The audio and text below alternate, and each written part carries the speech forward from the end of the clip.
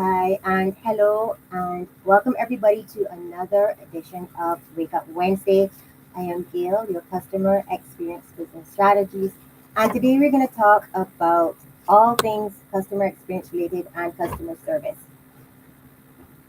On LinkedIn today, I had posted a poll and I wanted to know how people felt about customer satisfaction versus customer loyalty. And customer satisfaction, in case you're not aware of the infinite details, is where you measure how happy a customer is with your service or product. And if you met or surpassed their expectations, so it's a good measurement. Sometimes you will see rate my service on a scale of 1 to 10 or give me 1 or 5 stars. There are different methods you can use, but I want to say here that it's important and it shouldn't be overlooked because your dissatisfied customer is somebody who you're going to learn your biggest lessons from, and they're the ones that will help you improve. But using customer satisfaction only is not all you need to do to measure your effectiveness of your marketing or whether you're making sales from your marketing strategies. So, in terms now of customer loyalty, those are the ones that we really need to be focusing on. Your loyal customers are the ones that will choose you regardless. They don't care what the competition is offering. They don't normally care about the price. They will take whatever you recommend. Normally, they will refer you to their friends and family, but they are the ones loyal to you. And your loyal customers are the ones that you really want to spend some time and attention retaining, making sure that they're for you all of the time. And as I was preparing for this, I wanted to share a story with you that happened to me with my nail tech. And I'm sorry, males, you may not relate to this, but I had a nail tech that I was going to from since around 2009. They were just starting out, now learning the trade, and I was a satisfied customer, but I wasn't really a satisfied customer. So it wasn't that they were doing a bad job. It's just that they took really, really long because they were now learning their trade and honing their skills. And time was money. And after a while, I said, all right, I'm just going to switch. I do not have all of this time. I am going to find somebody else to do my nails a little faster. Fast forward to about 3 or 4 years ago, I decided I will give this person another chance because I know that they had a bigger clientele base now and they were really doing great things. And okay, we're going to give them a try. So I go to my nail tech, and I would say by the second visit, we were going to have an issue. So you go to get your nails done and you just sit. You sit, you watch your nails being done. There's only so much conversation you can have. And I'm a very tense, nervous person. So my nail tech wants my hand and my fingers in a certain position, and I am, and I have my body contorted. And whenever they put it this way, I change it the other way, and it was always confusion. So one day I go to get my nails done, and there is this big black screen TV in the salon, and I'm told, okay, you know what? Find something to watch because every time you come here, we're gonna have this issue with your nails, and you can't keep your hand still. And I want it in a certain position, and you want it somewhere else. Find something to watch and distract yourself so that I can do your nails. And I said, okay, I don't take it personally. And we flipped through a few channels, and we came across NCIS because I love NCIS New Orleans. I love Criminal Minds, any program like that, I'm there. So that day, in 2 2s, my nails were done, and I hadn't even been aware of the time. Anyway, we left. I left. I was happy, and I go back, and we watch some more Criminal Minds and NCIS. And I go back, and we watch some more TV. And I would say on my fifth or sixth visit, I said to my nail tech, but this is all that there are no more pictures on this channel. Is this all we're going to watch? We don't watch anything else? Why are we watching this every single time? And the nail tech said, no, I realize that when you come, this is what you love to watch. So when you make your appointment, 5 minutes before you drive up, I make sure the TV is on and it's on that channel. And when you come, we're going to be watching Criminal Minds, NCIS Mornings, and whatever else you want to watch so that you're happy and I can get your nails done. And I actually was impressed because I thought that the television being on that channel was something that was totally random, and it wasn't. My nail tech actually found something that I love, made sure that it was there for me even before I stepped through the door, and it was a win-win situation because they got to do my nails without grief. And yes, I know it could be grief. So I am now a loyal customer. I am not interested in what the competition is offering. I am not interested in price. My nail tech is my nail tech forever and ever until they shut down.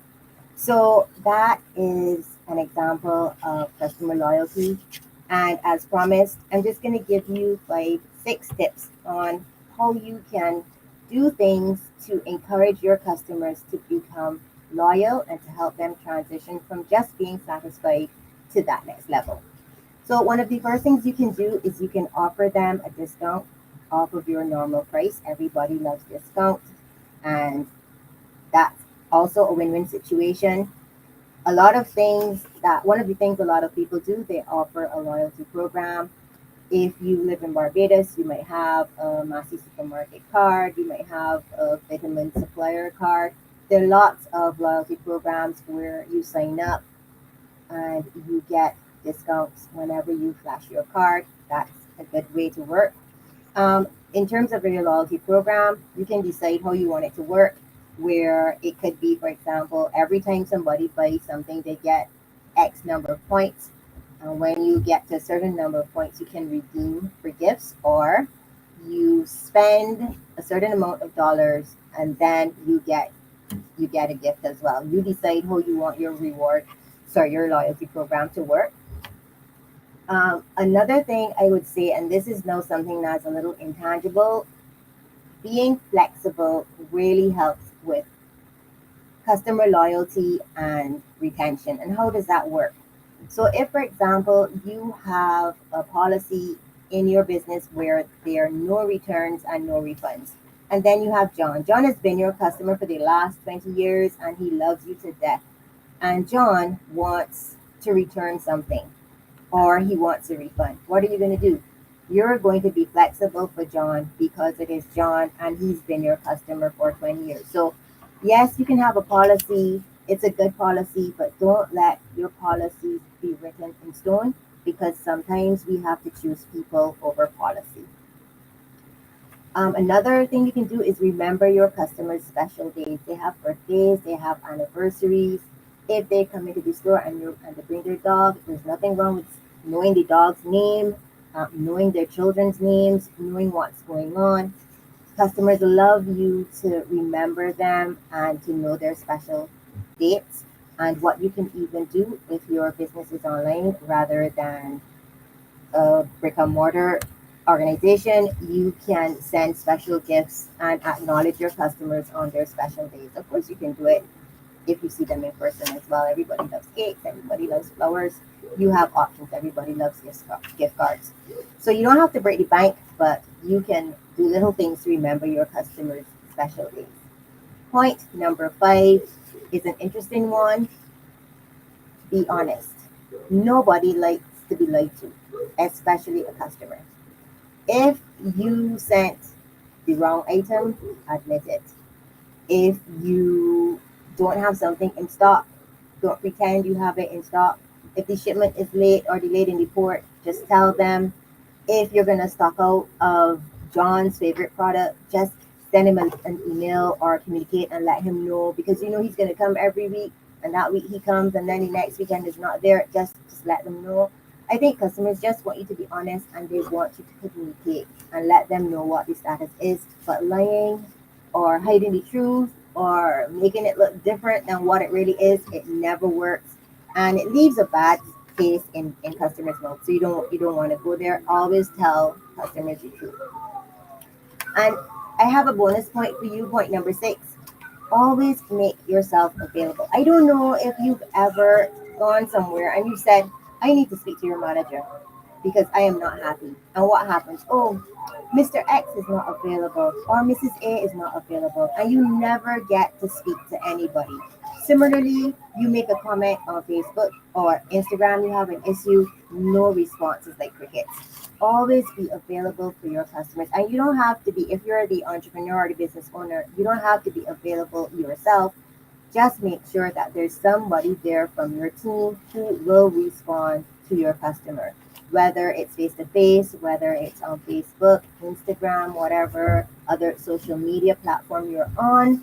Just make sure that you remember to be available for your customers. So, you know how I like to do this. I like to give you the points and then I like to go back over the points. So, here we go. In terms of encouraging your customers to be loyal, these are the things you can do.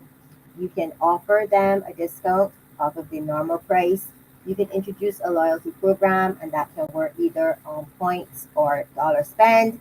Be flexible. If you have a policy, you can bend it, especially if the customer's been coming to you for years. Remember your customers' special days. Make them feel like rock stars, and they are because they are your customers. Be honest because nobody likes to be lied to. Just give them the details up front and they will work with it. And the bonus point was make yourself available. Always let your customer know that you are there for them. And that's my episode for today. Nice and short as usual. If you're interested in learning more about how you can use customer experience as a business strategy to grow your business profitably, just send me a message. Let's chat. I am here to support. I actually have no idea what we're going to talk about next week because whenever I say what to talk about, then something happens and I feel like talking about something else when I'm committed to what I said in the last live. So it's going to be a surprise. But if you stay tuned and you follow me on Facebook and you follow me, connect with me on LinkedIn, and you subscribe to my YouTube channel, of course, you're going to see what's the topic for next week. So I hope you learned something valuable today. A recap on last week, we learned the difference between customer service, which is the one-on-one interaction with your customer, versus customer experience, which is the holistic view of everything to do with your customer from the time they know you exist until they have purchased your product and the after sales service. And today we talked about customer satisfaction, which is you just want to know how they feel about you or your product, from I really don't like it to wow, I can't believe it, versus customer loyalty and making your customers want to deal with you on a business level forever and ever and ever and never go to your competition. So thanks for being here. It's been a great live and I'll see you next time. Happy Wednesday. Remember, stay woke.